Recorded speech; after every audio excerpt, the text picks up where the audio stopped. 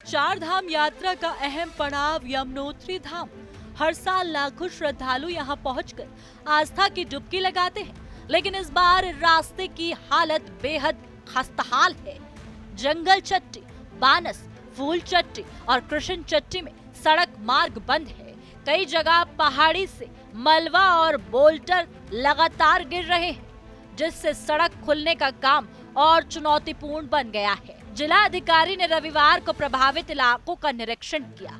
उन्होंने एनएच और पीडब्ल्यूडी बड़कोट की टीम को निर्देश दिए कि मरम्मत कार्य में तेजी लाई जाए ताकि यात्रा को जल्द बहाल किया जा सके। कृष्ण चट्टी में तो हालात और भी गंभीर हैं। यहाँ करीब 300 मीटर सड़क पूरी तरह बह चुकी है।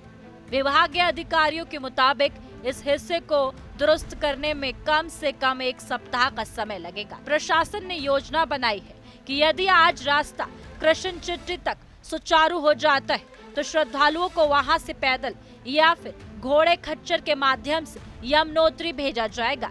लेकिन इसके लिए यात्रियों को अब 2.5 किलोमीटर अतिरिक्त दूरी तय करनी होगी, यानी कुल मिलाकर 7.5 किलोमीटर तक का सफर पैदल या घोड़े खच्चर पर तय करना पड़ेगा।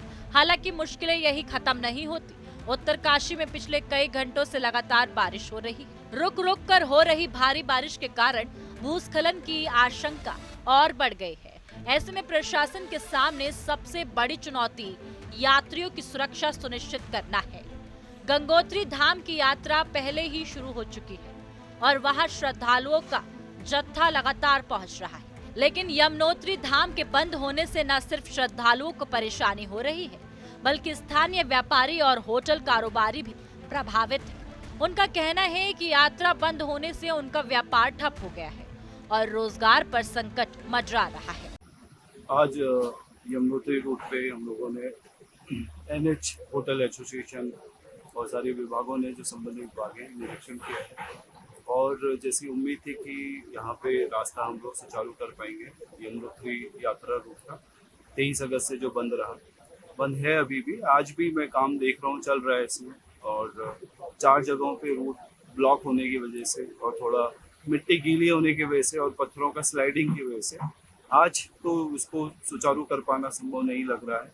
तो आज हमने फिर से कल का समय लिया है, क्योंकि बनास, जंगल चट्टी, फूल चट्टी और कृष्णा चट्टी, इन 4 जगहों पे अभी रूट का हम लोग पैदल ही बना पा रहे हैं।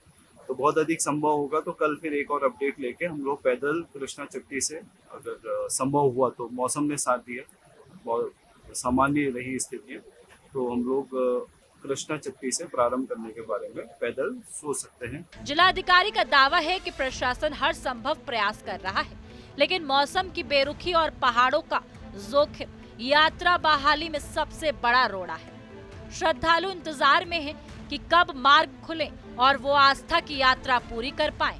तो फिलहाल यमुनोत्री धाम की यात्रा अधर में लटकी हुई है। प्रशासन पूरी कोशिश कर रहा है कि जल्द से जल्द रास्ता खोला जाए, लेकिन खराब मौसम और लगातार भूस्खलन ने हालात को और पेचीदा बना दिया है। देखना होगा कि श्रद्धालुओं को और कितने दिन इंतजार करना पड़ेगा। उत्तरकाशी जनपद में यमुनोत्री राष्ट्रीय राजमार्ग बाधित है। लगातार मौसम खराब होने की वजह से तमाम रास्ते बंद कर दिए गए हैं। अभी हाल फिलहाल में ये कहा गया था कि 4 धाम यात्रा फिर से शुरू कर दी जाएगी और तमाम श्रद्धालुओं के चेहरे पर एक खुशी नजर आई थी। 4 धाम यात्रा शुरू होने का पहला पड़ाव जो होता है वो यमुनोत्री मार्ग ही होता है, जहां पर आस्था की डुबकी लगाई जाती है, जो कि 13 सितंबर से चालू करने की बात कही गई थी। लेकिन प्रशासन भी कुदरत के आगे बेबस नजर आ रहा है, क्योंकि अब मौसम लगातार बिगड़ता हुआ नजर आ रहा है।